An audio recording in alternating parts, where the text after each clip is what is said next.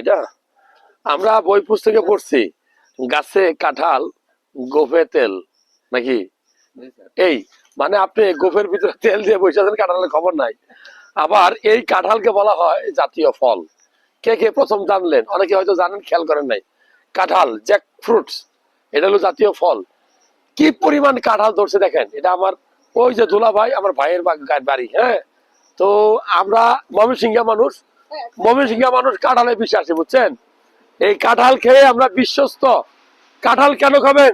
কাঁঠালে সবচেয়ে বেশি vitamin A থাকে, ভিটামিন এ, ভিটামিন সি, এই দুইটা ভিটামিন একসাথে থাকে।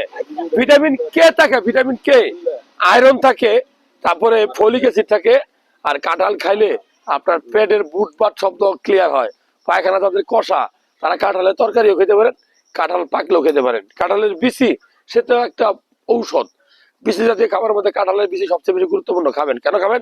কাঁঠালের বিচি আপনি নিয়মিত ভাবে যদি খান, আপনার শুক্রাণু বাড়বে, টেস্টোস্টেরন বাড়বে, আপনার আয়রন বাড়বে, আপনার চুল যাদের পরে চুল পড়া রোধ হবে। সো নিয়মিত কাঁঠাল এবং কাঁঠালের বিচি খাবেন।